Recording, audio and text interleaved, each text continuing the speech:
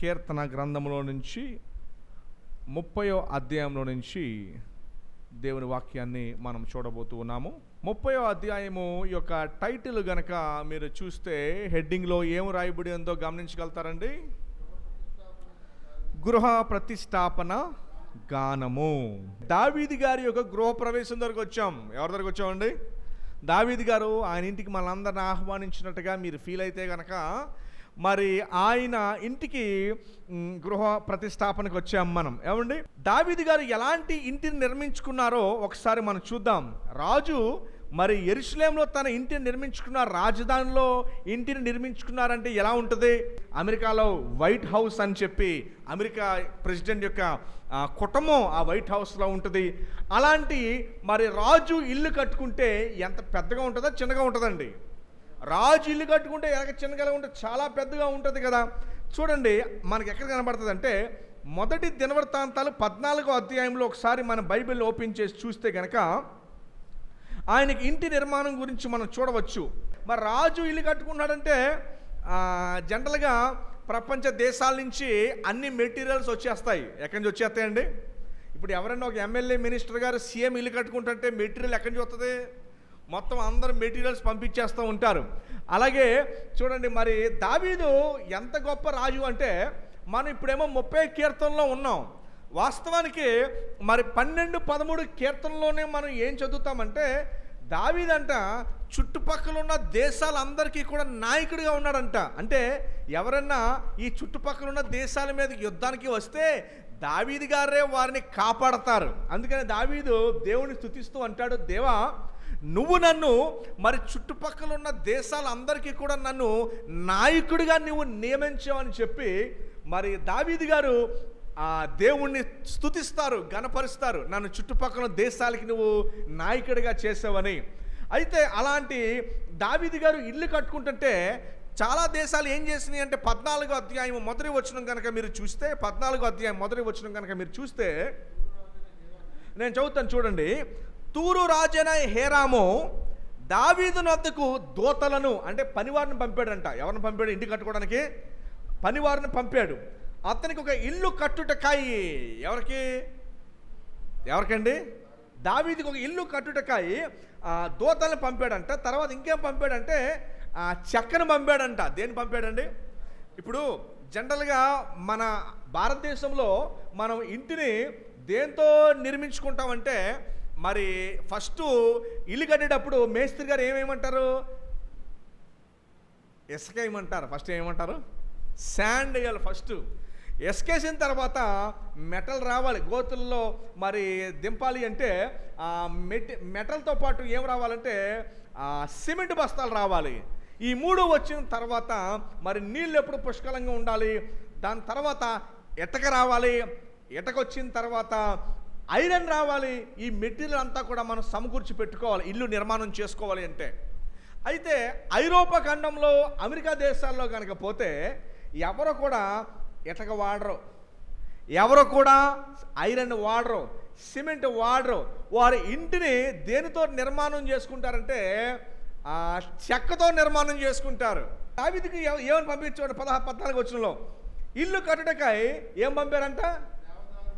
దేవదారు మ్రానులను చెక్కను పంపించారంట. మ్రానులను కాసే పనివారిని మేస్త్రులు. కాసే పనివారు అంటే ఎవరు? ఇంగ్లీష్లో ఇంకా ఈజీగా మేసన్స్ అని రాయబడి ఉంది. కాసే పనివారిని వడ్ల వారిని కార్పెంటర్స్ని పంపారంట. ఎవరు పంపారు? తూరు రాజైన హేరాము పంపాడంట ఈ ఇల్లు కట్టుకుంటుంటే. తర్వాత 2వ వచనంలో తన జనులకు ఇశ్రాయేలీయుల నిమిత్తము యెహోవా అతని రాజ్యమును ఉన్నత స్థితిలోనికి తెచ్చినందున ఆయన తన్ను ఇశ్రాయేలుల మీద రాజుగా స్థిరపరచునని దావీదు గ్రహించెను అని రాయబడి ఉంది. దావీదు ఏం చేశాడంట? గ్రహించాడంట. ఎప్పుడు గ్రహించాడు? చుట్టుపక్కల దేశాలన్నీ కూడా దావీదు ఇల్లు కట్టుకోవడానికి మొత్తం బిల్డింగ్కి మెటీరియల్ అంతటిని కూడా తీసుకొచ్చిన తర్వాత ఇల్లు ఇంకొకటి మీకు ఇంకొక వచనాన్ని జ్ఞాపకం చేస్తాను చూడండి. 2 సమూయేలు 5:11 ఈ 2 వచనాలు చూడడం చాలా ప్రాముఖ్యం. 2 సమూయేలు 5:11 2 సమూయేలు 5వ అధ్యాయము 11వ వచనం చూడండి ఏమని రాయబడి ఉందో. మరలా అదే తూరు రాజుకి హీరాము, అక్కడ ఏ రాజు పేరేంటండి? హీరాము. ఇద్దరు ఒకే రాజులు. దూతలను మరలా దేవదారు రాణులను వడ్రంగులను కాసే పనివారిని పంపగా వారు దావీదు కొరకు ఏం కట్టారంట? నగరిని కట్టారంట. ఇంతకీ దీని యొక్క రీసెర్చ్ నేను చేస్తే తర్వాత తేలింది ఏంటంటే, అక్కడేమో ఇదే పనివారు మరి ఇంటిని నిర్మించారని ఉంది, ఇక్కడ సమయంలో ఏముందంటే నగరిని కట్టారని ఉంది. ఆ రెండుని పరిశీలించిన తర్వాత నాకు అర్థమైన విషయం ఏంటంటే, దావీదు ఒక ఇల్లునే నగరంలా కట్టారు. ఎలా కట్టారండి? దావీదు ఇల్లు ఎలా కట్టారు? నగరంలో కట్టారు. ఏమండి, ఒక్కొక్కసారి మరి హైదరాబాదు కొన్ని ఏరియాలు ఉంటాయి, బంజారా హిల్స్ అని. ఆ ఒక్కొక్క ఇల్లు 3 ఎకరాల్లో 4 ఎకరాలు ఇల్లు ఉంటుంది. ఏమంటే మనం అక్కడ ఒక 100 గజాల్లో ఇల్లు కట్టేస్తాం మనం. అయితే కొన్ని ఇల్లులు నేను చూశాను. ఒకసారి లోపలికి వెళ్ళి ఆ గేటు దగ్గర నుంచి ఆ ఇంటికి వెళ్ళేసరికి కిలోమీటర్ వెళ్ళాను కారులో నేను. దావీదు గారి ఇల్లు ఎలాంటిదంటే ఒక నగరాన్ని పోలు ఉందంట. చూసారా? మీకు అర్థమైందండి? అంటే ఆ నగరాన్ని పోలు ఉందంటే దాని అర్థం ఏంటంటే ఆయన ఇంటిలో కొన్ని వేల మంది పడుకోవచ్చు. మనం కూడా ఒక్కసారి చూడండి, పల్లెటూరులో చాలామందికి కొన్ని విశాలమైన ఇల్లులు ఉంటాయి. వాళ్ళ ఇంట్లో ఎలా ఉంటుందంటే ఎంతమంది వచ్చినా పడుకోవచ్చు. టౌన్లో సిటీల్లో అంత అవకాశం ఉండదు, కానీ పల్లెటూరులో అలా అవకాశాలు ఉంటాయంటే ఎవరైనా బంధువులు వస్తే 20 మంది వచ్చినా 30 మంది వచ్చినా ఆరు బయట కానీ ఇంట్లో కానీ పెరట్లో కానీ పడుకోవడానికి చాలా అవకాశాలు ఉంటాయి. అదేవిధంగా ఈ 2 వచనాలు మీకు ఎందుకు చదివించానంటే, మొదటి కారణం కట్టేది ఇల్లని, దేవాలయపు శంకుస్థాపన కాదని. రెండో కారణం ఏంటంటే ఆయన ఇల్లు దేని పోలి ఉందంటే యెహోవా అతని కొరకు ఒక నగరిని కట్టారంట. ఆ పనివారు వచ్చి ఏం కట్టారు ఆయనకి? సో దావీదు గారి ఇల్లు ఎంత ఉందంట? నగరం అంత ఉందంటే అండి. అర్థమైందండి? సో నేను చాలా సందర్భం పెద్ద పెద్ద ఇల్లులు చూసినప్పుడు చాలా ఆశ్చర్యపడిపోయాను నేను. అలాగే మరి ఏళ్ళే ఇంత పెద్ద ఇల్లు కడితే మరి చుట్టుపక్కల దేశాలకు అధికారైన దావీదుకి ఇల్లు ఎలా కట్టుకుంటాడు? ఎలా కట్టుకుంటాడండి? మామూలు కట్టడాక. గమనించండి, ఈ ఒక 30 కీర్తనలో గృహ ప్రతిష్ఠ. అందుకనే ఈ 30 అధ్యాయంలో స్టార్టింగ్ ఆ వచనం ఏమనుందంటే గృహ ప్రతిష్టాపన గానం. అంటే గృహానికి ఏంటండి? గృహానికి మనమందరం కూడా చేరి వచ్చాము. ఈ 30 అధ్యాయంలో 12 వచనాలు. ఈ 12 వచనాల్లో ఇంత గొప్ప ఇంటిని, నగరం లాంటి ఇంటిని దావీదు గారు నిర్మించుకున్నాడు. మనం అందరం కూడా ఆయన గృహ ప్రతిష్టాపనకు వచ్చాము. అయితే విషయం ఏంటంటే దావీదు గారు ఎక్కడా కూడా ఈ 12 వచనాల్లో గృహ ప్రవేశానికి వచ్చిన ఒక్క మాట కూడా తన గృహం గురించి రాయలేదు. ఇక్కడ ఒక్క మాట కూడా గృహం గురించి. అదేంటిది? నగరం లాంటి ఇల్లు కడితే జనరల్గా మీరు ఎవరింటికి వెళ్ళారనుకున్న గృహప్రవేశానికి ఏం చేస్తారు? ఫస్ట్ ఎవరన్నా ఇంటికి వెళ్తే ఆఖరికి బాత్రూమ్లు కూడా సిపించకుండా వదలరు మిమ్మల్ని. చక్కగా వారు అందంగా నిర్మించుకొని వారు ఏం చేస్తారంటే ఈ గృహ ప్రతిష్టాపనకి వచ్చినప్పుడు వచ్చిన వాళ్ళందరూ ఇంటిని చూసుకుంటారేమో, కానీ దావీదు గారు ఎక్కడో కూడా ఒక్క మాట కూడా తన ఇంటి గురించి 12 వచనాలు రాయలా. అప్పుడు మీకు ఆలోచన రావాలి, అదేంటిది? మరి ఆయన ఎక్కడా కూడా తన ఇంటి గురించి రాయకపోతే ఈ గృహ ప్రవేశానికి మమ్మల్ని అందరినీ పిలిచి ఏం చూపించాడు? అయ్యో బాబోయ్, అంత పెద్ద ఇల్లు దేవుడికి ఇస్తే ఈయనకి 3 విషయాలు అర్థమైంది అని రాశాడు. గ్రహించను అనే మాట ఉంది. ఏమనుంది అక్కడ? గ్రహించాడంట. ఏం గ్రహించాడు? 3 విషయాలు గ్రహించినట్టుగా మనం అర్థం చేసుకోవచ్చు. మొదటి విషయాన్ని ఏం గ్రహించాడంటే దేవుడే నన్ను రాజుగా చేశాడు. 2, ఈ రాజ్యం దేవుడిది, నాది కాదు. 3వది, ఈ రాజ్యము ఆయన ప్రజలను నడిపించడానికి ఇది నాకు అప్పచెప్పాడు అని 3 విషయాలు దావీదు అర్థం చేసుకున్నారు. మొదటి విషయం అర్థం చేసుకున్నారంటే దేవుడే నన్ను రాజుగా చేశాడు, ఆయన చేశాడు. ఈ రాజ్యం ఆయనది. నాకెందుకు ఇచ్చాడంటే ఆయన ప్రజలు నడిపించడానికి. 3 ఇక్కడ కనిపిస్తున్నాయి. ఈ 3 కూడా ఒకటే మాట కనబడుతుంది. చేసింది ఆయన, రాజ్యం అయింది, ఆయన ప్రజలు నడిపించడానికి నన్ను రాజ్యం చేశాడు. సో ఇక్కడ దావీదు గారు, మీ డౌట్ ఇందాక రావాలంటే చెప్పానే, ఇంత నగరి లాంటి ఇంటిని నిర్మించుకొని ఆ ఇంటి గురించి ఒక మాట కూడా చెప్పకుండా మరి ఈ 12 వచనాల్లో ఎవరి గురించి చెప్పాడు? ఎవరి గురించి చెప్పుంటాడో, దేని గురించి చెప్పుంటాడు? గమనించండి, ఇందాక మీకు చెప్పాను నేను, దావీదు గ్రహించను అని ఉంది. ఏమనుంది? ఏం గ్రహించాడు? ఈ 3 విషయాలు గ్రహించాడు. ఏంటో 3 విషయాలు? మొదటిది, దేవుడు ఆయన రాజుగా చేశాడు, ఈ రాజ్యం దేవునిది. 3వది, ఆయన ప్రజలు నడిపించడానికి.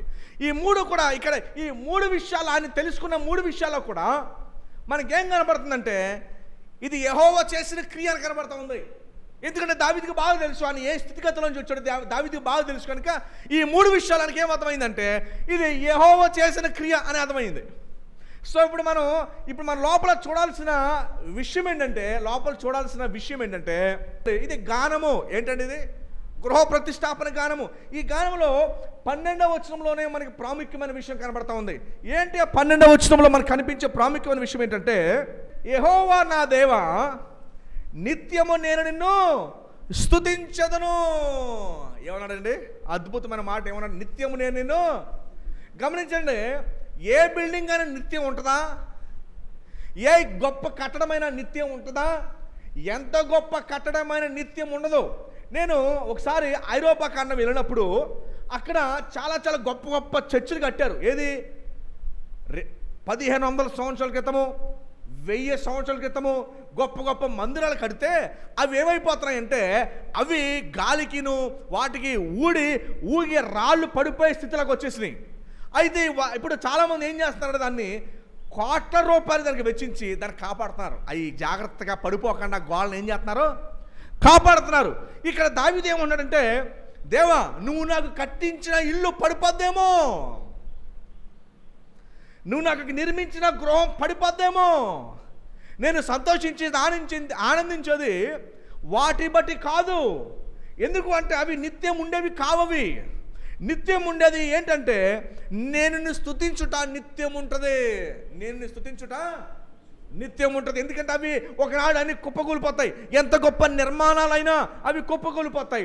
నిత్యం నిలబడేవి ఏవి అంటే నేను నిన్ను నిత్యము. ఇంకోటి ఇక్కడ దావీదు గారు చెప్పకనే ఏం చెప్తున్నారంటే దేవుడు దావీదుని అంతలా హెచ్చించడానికి గల కారణం ఏంటంటే దావీదు దేవుని మహిమ కొరకు వాడబడడానికి ఇష్టపడ్డాడు. దేవుని మహిమ కొరకు ఆయన వాడబడ్డాడు కూడా.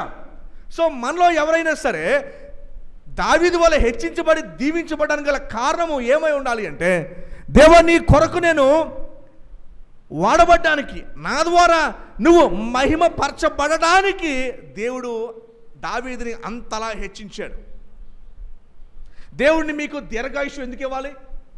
80 సంవత్సరాలు 90 సంవత్సరాలు దేవుడు దీర్ఘాయుష్యుని మీకు ఎందుకు ఇవ్వాలి? దీర్ఘాయుష్యుని వేస్ట్ చేయడానికా? ఉదయాన్నే 10ంటికి లెగిసి అలా వాకింగ్కి వెళ్ళి టిఫిన్ తిని టీ తాగి మరలా చక్కకాసేపు పడుకొని మళ్ళీ మధ్యాహ్నం లెగిసి ఫుల్గా భోజనం చేసి మరలా 4ంటికో 5ంటికో జాగ్రత్తగా బయటికి వాకింగ్కి వెళ్ళి మళ్ళీ సాయంత్రం పడుకుంటాకి దేవుడు దీర్ఘాయుష్యం ఎందుకు ఇవ్వాలి? దేవుడు దీవెన ఆశీర్వాదాన్ని ఎందుకు ఇవ్వాలి?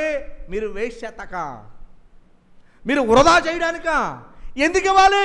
వృధా చేయడానికి. దావీదు అన్నాడు ఆయన నాకు ఇచ్చింది దేనికోసం అంటే ఆయన కొరకు, ఆయన మహిమ కొరకు నాకు ఇచ్చాడు. వాటిని కూడా ఆయన మహిమ కొరకు నేను వాడుతున్నాను అని చెప్తూ ఉన్నాడు. ఎందుకు ఇవ్వాలి అంటే మహిమ కోసము. ఇప్పుడు దావీదు ఇంటి గురించి సంతోషపడకుండా ఎవరి గురించి సంతోషపడతాడో తెలుసా అమ్మా? ఇప్పుడు గృహ ప్రతిష్టాపన గానానికి వచ్చాం మనం అందరం కూడా. ఆయన దేన్ని చూపించాలి? ఇంటిని చూపించాలి. మనమందరం కూడా గృహ ప్రతిష్టాపనకి వచ్చాము, ఇంటిని చూపించాలి. ఆయన ఇంటిని చూపించకుండా ఆయన ఎవరు చూపిస్తున్నాడంటే దేవుణ్ణి చూపిస్తున్నాడు. మన జీవితంలో కూడా మన దేవుణ్ణి చూపించాలి. అర్థమైందండి?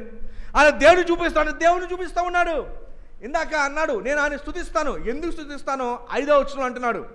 ఆయన ఎందుకు స్తుతిస్తాను అంటే దేవా నా మీద నీ కోపము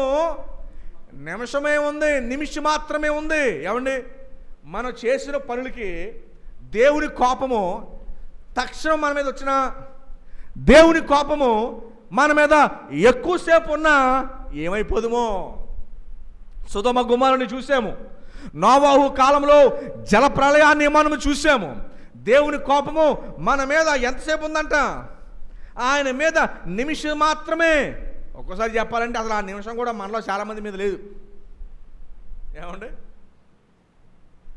మనలో చాలామంది మీద నిమిషం మాత్రం కూడా లేనట్టే ఉంది. వాక్యం చెప్తుంది ఆయన కోపం ఎంతసేపు ఉంటుందంట? దావీదు అన్నాడు దేవా నేను చేసిన పనులకి బెత్షెబా విషయంలో ఆమెను ఆశించాను, నేను ఉరాయా విషయంలో భర్తను నేను చంపించాను, నేను అమ్మ మనందరికీ అర్థం కావాల్సిన విషయం ఏంటంటే దేవుని కోపము మన మీద లేదు అసలు. దేవుని కోపము మనం చేసిన పనులు బట్టి మన మీద ఉండాల్సి వస్తే వేరేలా ఉండేది. దేవుని కోపము మన మీద లేదు, అది అర్థం చేసుకోవాలి. కానీ దేవుని ఏంటి మన మీద ఉందంటే ఆయన దయ ఆయుష్కాలం అంతయు మన మీద ఉందంట. ఏమండి, ఈరోజు మన మనసులో మనం అంగీకరించాల్సిన సత్యం ఏంటంటే దేవుని కోపం నా మీద లేదు, దేవుని కోపము మీ మీద లేదు. మనం చేసిన పనులకి ఆయన వాస్తవంగా మన మీద కోపపడాలి, కానీ యేసు ప్రభు వారి మీద ఆయన కోపపడి ఆయన్ని శిక్షించారు. వాస్తవానికి మన మీద కోపపడాలి మనం చేసిన పనులకి. ఏమండి, ఇంట్లో చిన్నపిల్లలు ఏదైనా తప్పు చేస్తే మీరు ఊరుకుంటారా? తినద్దన చేయొద్దన పని చేస్తే మీరు వెంటనే ఏం చేస్తారు? మీకు వెంటనే కోపం వచ్చేది మీకు. ఇక్కడ దావీదు ఏమన్నాడంటే, దేవుని నేను ఎందుకు స్తుతిస్తూ ఉన్నాను అంటే మన మీద ఏదైనా ఉంది అంటే కేవలము ఆయన దయ మాత్రమే. ఆయన దయ ఎంతకాలం ఉందంటే ఆయుష్కాలం అంతా మన మీద ఉంది. నాకు అప్పుడప్పుడు అనిపిస్తూ ఉంటుంది, దావీదు దేవుని హృదయానుసారుడు అని పిలువబడడానికి గల కారణం ఏంటి? గొప్ప గొప్ప వారు ఉన్నారు బైబిల్లో. నోవాహు అనగానే, సొలొమోను అనగానే అనేక గుర్తు వస్తాయి, కానీ దావీదు అనగానే గుర్తొచ్చేది ఏంటో తెలుసా? దేవుని హృదయానుసారుడు. దావీదు అంత గొప్ప మహారాజు అవడానికి గల కారణం ఏంటంటే తను ఏ పరిస్థితుల్లో ఉన్నా, ఏ కష్టాల్లో ఉన్నా, ఏ ఇబ్బందుల్లో ఉన్నా, ఏ సుఖాల్లో ఉన్నా వాటన్నిటిని పక్కన పెట్టి దేవుడు మాత్రమే హత్తుకున్నాడు, ప్రేమించాడు, ఇష్టపడ్డాడు, ప్రభు వైపు తిరిగి ఉన్నాడు, అంతగా ప్రేమించాడు. చిన్నప్పుడేమో వెండి బంగారం కంటే, జుంటె తేనెదారుల కంటే దేవా నీ శాస్త్రములు మధురమైనవి, విలువైనవి, అవి నన్ను గొప్ప చేస్తాయి అని అన్నాడు చిన్నప్పుడు. పెద్దోడయ్యాక పెద్ద నగరం లాంటి ఇల్లు కట్టుకున్న తర్వాత అంటున్నాడు, అయ్యో ఈ నగరం శాశ్వతం కాదు, ఈ నగరం నిత్యం కాదు, దేవా నువ్వే, నీ మీద ప్రేమే నాకు నిత్యం అని అన్నాడు పెద్దోడయ్యాక. తర్వాత కీర్తనలో ఇంకా ఆయన హృదయానుసారుడు ఎలాగో మనం చూద్దాం. ఎంత పెద్ద ఇల్లు కట్టుకున్నాడండి, ఎంత గొప్ప నిర్మాణం చేసుకున్నాడండి. ఒక్క మాట కూడా దాని గురించి చెప్పలా. తన ఫోకస్ అంతా కూడా దేవుని వైపే ఉంది. ఈరోజు సంగమా మీ ఫోకస్, మీ ఉద్దేశం అంతా కూడా ఆయన వైపే. మీరు అనుకోవచ్చు ఆయన వైపే ఫోకస్ పెడితే ఇవేమైపోతాయా? ఆఖరికి సూర్యుడు చంద్రుడు కూడా రాలిపోతారంట. ఎండిపోయిన ఆకులు ఎలాగైతే చెట్టు మించి రాలిపోతాయో అవి కూడా రాలిపోతాయండి. ఇవి ఉంటాయి అనుకుంటున్నారా? అవి రాలిపోతాయి. దావీదు గారు ఎంత హెచ్చించబడ్డారు కదా, ఆయన పరిస్థితి ఏంటో చూడండి ఒకసారి. యెహోవా నా శత్రువులను, సాక్ష్యం చెప్తున్నాడు దావీదు గారు. ఏమా ఇంటి నిర్మాణం అప్పుడు సాక్ష్యం చెప్తాడు. ఏం సాక్ష్యం చెప్తున్నాడు చూడండి. ఆయన ఏం సాక్ష్యం చెప్తాడు? యెహోవా నా శత్రువులను నా విషయమై సంతోషింపనీయక నీవు నన్ను ఉద్ధరించి ఉన్నావు. ఎందుకంటే దావీదు గారు ఎప్పుడు చనిపోతారో చూశాడు. కొంతమంది చూడండి ఎప్పుడు నాశనం అయిపోతారో చూస్తారు, ఎప్పుడు కష్టాల్లో పడిపోతారా చూస్తారు, ఎప్పుడు ఇబ్బందుల్లో పడిపోతారా చూస్తారు కొంతమంది. దావీదు శత్రువులు కూడా చుట్టూ ఎలా మూకారంటే ఆయనను ఎప్పుడు నాశనం అవుతాడా అని ఆయన చూశారు. దయచేసి గమనించండి, దేవుడు మీ పక్షంలో ఉంటే ఆయన మీకు తోడు, ఆయనే మీకు కాపరి. దేవుడు మీ పక్షం ఉంటే ఆయనే మీకు తోడు, ఆయనే మీకు కాపరి. ఏమండి, శ్రమలో కష్టాలు టెన్షన్లో ఉన్నప్పుడు మాట్లాడద్దు, నిమ్మలంగా ఉండాలి. ఎలా ఉండాలి? మోషేకి దేవుడు చెప్పిన మాట ఏంటో తెలుసా? శిష్యులకు దేవుడు చెప్పిన మాట ఏంటో తెలుసా? మీరేమీ చేయొద్దు, నిమ్మలంగా ఉండండి. ఎలా ఉండాలి? మీరు నిమ్మలంగా ఉంటే దేవుడు పని చేస్తాడు, మీరు పని చేయొద్దు. ఎవరు పని చేయొద్దు? మీరు పని చేయొద్దు, దేవుడు పని చేస్తాడు. మోషేకి దేవుడు చెప్పిన పని ఏంటో తెలుసా? మోషే ఊరకనే ఉండు, నిమ్మలంగా ఉండు. పేకల దాకా వచ్చిందా నా వైపు చూడు, నేను ఒక అద్భుతం చేస్తాను. పేకల దాకా వచ్చిందా నిమ్మలంగా ఉండు. మహా అయితే ఏమవుతుంది? నేను ప్రాణం పోద్ది, ఆ ప్రాణం భయం నీకు ఎప్పుడో తీసేశాను కదా. నిమ్మలంగా ఉండు, ఒక అద్భుతాన్ని కోసం ఎదురు చూడు, ఒక అద్భుతం కోసం ఎదురు చూడు. నిమ్మలంగా ఉండు, ఒక అద్భుతం కోసం ఎదురు చూడు. It's okay. మహా అయితే ఏమవుతుంది? ప్రాణం పోతుంది. అంతమించి ఏమవుతుందా? చెడు, ఇంకంతమించి ఏం జరగదు కదా. అయినా మన ప్రాణం పోయినా మనకి భయం ఏమీ లేదు కదా. మరణము మేలే అంటున్నాడు. పిల్లల భవిష్యత్తు దేవుడు చూసుకుంటాడు, ఏం పర్వాలా. మా పిన్ని గారు ఉన్నారు, విజయవాడలో ఉంటారు. వాళ్ళ హస్బెండ్ మా బాబాయ్ అవుతాడు. ఆయన పాస్టర్ గారు. మన కరోనాలో ఆయన చనిపోయాడు. ఆయన చనిపోయి ప్రభు దగ్గరికి వెళ్ళిపోయారు. ఇద్దరు ఆడపిల్లలే. పెద్ద పాప పెళ్ళి నేను మా అన్నయ్య దగ్గరుండి విజయవాడ నోవట్ల హోటల్లో ఆ పెళ్ళిని జరిపించాం. అలానే రేపు మాపో ఇంకొక చెల్లి పెళ్ళి కూడా అయిపోతుంది. తండ్రి భర్త ఏమయ్యారు? చనిపోయారు. తండ్రి భర్త చనిపోయినంత మాత్రాన దేవుడు వారి జీవితాన్ని ఆపలా. దేవుడు వారి జీవితాన్ని ఆపలా. ఆయన వారిని 35 లక్షలు విలువ చేసే అపార్ట్మెంట్లో ఉంచితే ఈ రోజాల్లో ₹1 కోటి పైబడి విలువ చేసే అపార్ట్మెంట్ దేవుడు ఉంచాడు. బాగా ఆలోచించండి. ఆయన చనిపోయినప్పుడు వారు ఎక్కడున్నారు అంటే ఒక చిన్న అపార్ట్మెంట్లో ఉన్నారు. దేవుళ్ళు లేని వారికి ఈ విషయం ఆ బుర్రకెక్కదు, అర్థం అవ్వదు కూడా. దేవుళ్ళో లేని వారికి అసలు ఈ విషయం అర్థం అవ్వదు. చచ్చిపోయింటే అయిపో ఇంకెందుకు దేవుడు అంటారు. పిచ్చోళ్ళు, పిచ్చోళ్ళు, నిజంగా పిచ్చోళ్ళు. దేవుడిని తెలియని వాళ్ళ మాట మాడతారు. పిచ్చోళ్ళు. అంటే నేను దగ్గర నుండి చాలా సాక్ష్యాలు ఉన్నాయి. ఒకటి కాదు రెండుగా 100 ఉన్నాయి. ఒకటి కాదు రెండుగా 100 సాక్ష్యాలు ఉన్నాయి దగ్గర. అందుకని ఇంకో సాక్ష్యాన్ని మీ ముందు తీసుకొచ్చాను నేను. శేషి గారు చనిపోయారు కదా, అప్పుడు మా టీం ప్రార్థన చేసింది. మనందరం ఏం ప్రార్థన చేసామంటే, అమ్మ ఆయనకి ఇద్దరు కూతురులే,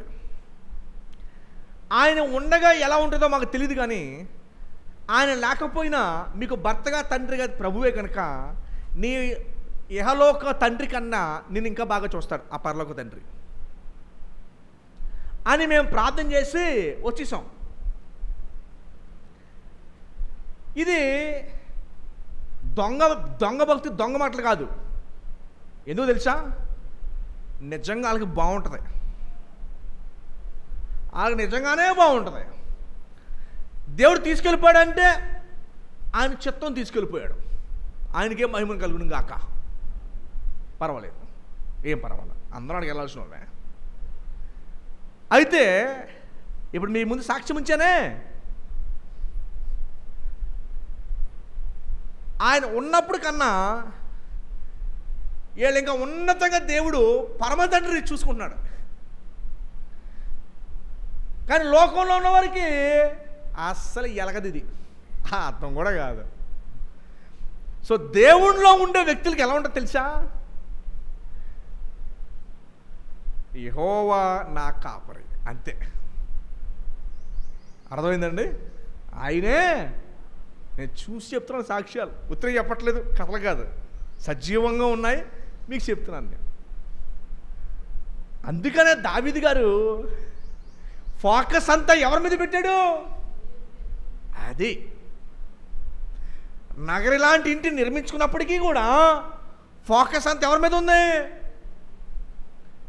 మనం ఎప్పుడైతే మన ఫోకస్ మన కష్టాల మీద, మన ఫోకస్ మన ఇబ్బందుల మీద, ఏంట్రా బాబు నా పరిస్థితి ఇలా ఉంది, ఇంక 20 మందిరానికి వెళ్ళండి, అది దౌర్భాగ్యత. ఎందుకు అంటే బైబిల్లో మాట ఉంది, ఆయన ప్రియులు, ఆయన బిడ్డలు నిద్రించుచుండగా ఆయన వారికి ఇచ్చుచున్నాడు అని రాశాడు లేఖనాల్లో. లేఖనాల్లో నెరవేరకుండా ఉంటాయా?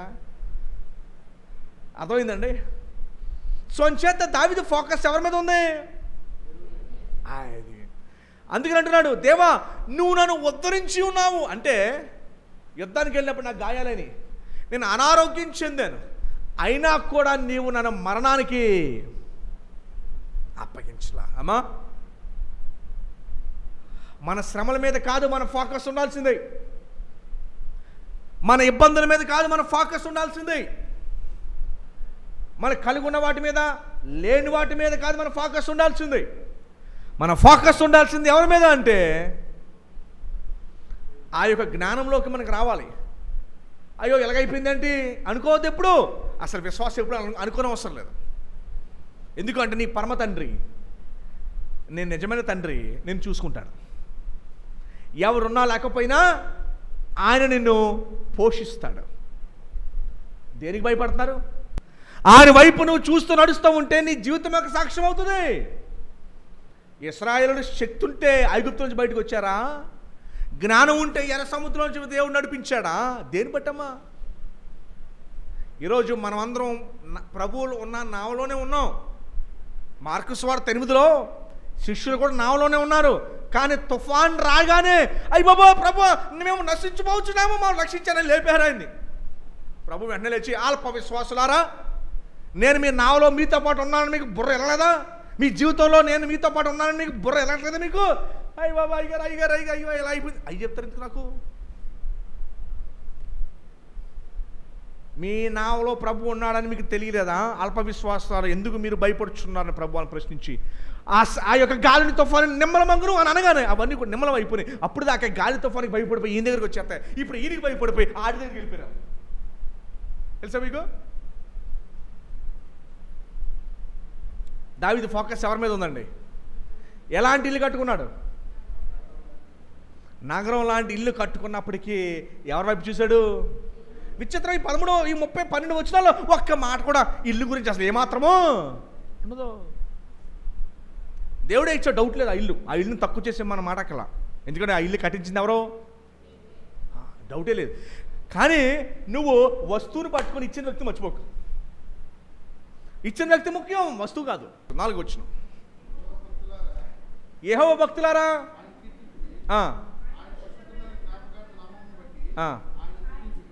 అమ్మా ఒకసారి ఆయన ఏమన్నాడు? యెహోవా భక్తులారా ఆయన్ను. ఇప్పుడు ఇల్లు కట్టుకుంది ఎవరు? దావీదు ఏమన్నాడండి ఇక్కడ?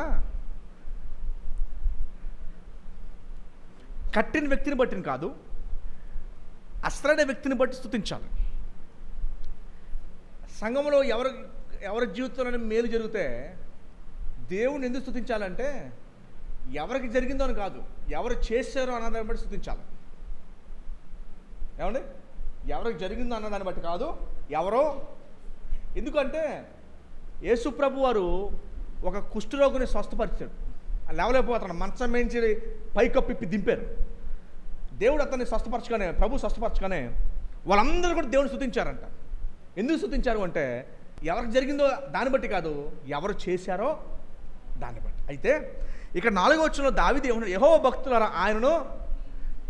ఒక భక్తుడు రాస్తాడు, స్పర్జన్ అని, ఆయన అంటాడు, దావీదు తన చేసే స్తుతులు సరిపోక, దేవుడు చేసిన మేలుని బట్టి దావీదు అతను చేసే స్తుతులు సరిపోక అందరిని కూడగట్టుకుని వచ్చాడట. రండి అందరూ కలిసి నా పక్షంలో ఆయన స్తుతులు చెల్లిద్దురు కానీ అని చెప్పి ఆయన చేసే స్తుతులు సరిపోవనుకొని వాళ్ళందరినీ కూడా వెంట తెచ్చుకున్నాడు. రండి రండి రండి రండి రండి రండి అని ఊరంతా వెంట తెచ్చుకొని ఆయన్ని స్తుతించాడంట. ఎందుకు? నేను చేసే స్తుతులు సరిపోవేమని చెప్పి వారందరినీ వెంట తెచ్చుకుని ఆయన స్తుతించాడంట. ఎంత గొప్ప విషయం చూడండి. సో నగరి లాంటి ఇంటిని నిర్మించుకుని ఎవరి వైపు చూశాడు? ప్రభు వైపే చూశాడు. ఎవరి వైపు చూశాడండి? ప్రభు వైపు చూశాడు. సో మీరు ఎవరి వైపు చూడాలి? మీ కష్టాలు వచ్చినప్పుడు కానీ, సుఖాలు ఉన్నప్పుడు కానీ, అమ్మా ఎవరి వైపు చూడాలమ్మా? మన వాళ్ళతో ఎలా ఉంటుందంటే, కష్టాలు వచ్చినప్పుడు ఏమో బంధువుల వైపును, సుఖాలు వచ్చినప్పుడు కూడా బంధువుల వైపే మళ్ళీ. ఏమండి? కొంతమంది ఏమో కష్టాలు వచ్చినప్పుడు ఏమో దేవుడి వైపు. మన సుఖం వచ్చిన కష్టం వచ్చి ఎవరి వైపు చూడాలి? అమ్మా నిరాశతో, నిస్పృహతో క్రైస్తవ జీవితం ఎన్నడూ ఉండదు. ఎందుకు తెలుసా? ఒక వచనం చూపించిన, ఆ వచనం కూడా ఎక్కడ ఉందో తెలుసా? మరలా బైబిల్లో ఏడ్చే పుస్తకం ఉంటుంది 66 పుస్తకాల్లో. ఎవరు చెప్తారు? రైట్, విలాపవాక్యాలు. దాని చదవండి, అందులో ఏముంది ఒకసారి. 3వ అధ్యాయం 22 వచనం. యెహోవా కృపగలవాడు, గట్టి చదవండమ్మా. ఆయన వాత్సల్యత ఎడతెగక నిలుచున్నది కనుక మనము నిర్మూలము కాకున్న వారము. 23 అనుదినము నూతనముగా ఆయనకు వాత్సల్యత పుట్టుచున్నది, నీవు ఎంతైనా అది కూడా ఈ అమ్మ కీర్తనలో రాయిలా ఈ మాటను ఎక్కడ రాశారు? అక్కడ ఎందుకు రాశారండి? ఎంత నమ్మ దగ్గర వాడమని కీర్తనలు రాస్తే ఓహో అవును కదా అనుకోవచ్చు, కానీ రాసింది ఎక్కడా? మళ్ళీ విలాపవాక్యాలు రాస్తూ అన్న మాట ఏంటంటే విలపిస్తూ. విలాపవాక్యాలు ఏంటో తెలుసండి? ఇది ఎప్పుడు రాశారంటే యెరూషలేం దేవాలయాన్ని బబులోనులు మొత్తం పడగొట్టేశాక వాళ్ళు ఏడుస్తూ ఉండగా అప్పటికే ఇర్మియా ముందేముంటుంది తెలుసా? ముందు ఇర్మియా ఉంటుంది. ముందేముంటుంది? ఇర్మియా ప్రవక్త చెబుతూ ఉంటే ఆయన గోతులోకి తోసేశారు. నువ్వు చెప్పేదేంటి మాకు చెప్పుకో అని చెప్పి గోతులో తోసేశారు. ఆ గోతులో నుంచి దిగాడు, గోతులో పడిపోయాడు. వీళ్ళందరినీ తీసుకుపోయారు బానిసత్వంలోకి. అప్పుడు బయటకు వచ్చాక రాశాడు ఈ వాటిలో. ఏ వాక్యం అది? విలాప ఏడుస్తూ రాశాడు. అయినా కూడా ఆయన ఏం రాశాడంటే నీవు ఎంతైనా సంతోషంలో ఉన్నప్పుడు రాశాడా ఈ మాట? ఎక్కడ రాయబడింది గ్రంథం? విలాప వాక్యాల్లో రాయబడింది. ఏమని? నువ్వు ఎంతైనా. ఇప్పుడు చెప్పండి, కష్టాల బాధలు ఇబ్బంది దేవుడు లేడా అని ఎప్పుడు మన చెంతనే ఉన్నాడు. విలాప వాక్యాలు రాయబడి ఉంది. ఈ మాట జ్ఞాపకం చేసుకోండి. నువ్వెంతైనా నమ్మదగిన వాడు. అర్థమైందండి? సో చేత మన ఫోకస్ ఎవరి మీద ఉండాలి? ఆ సమస్య లేదు. ఏమంటే మహా అయితే ఏం పోద్ది? అంతే. మహా అయితే ప్రాణం పోతే ఆయన దగ్గరికి వెళ్ళిపోతాం అంతే. అంతమించి ఏమీ జరగదు. ఆయన ఎంతైనా విడిచిపెట్టాయన. ఏమండి? సో చేత ఇంకా రెట్టింపు విశ్వాస ఉత్సాహంతో మీరు ముందుకు పరిగెట్టాలి. శ్రమలో కష్టాలు ఇబ్బందులు ఇంకనూ రెట్టింపుతో మీరు పరిగెట్టాలి. నిరాశ నిస్పృహ అని క్రైస్తవ జీవితంలో లేదు అసలు. ఇంకనూ రెట్టింపు ఉత్సాహంతో మనం పరిగెట్టాలి.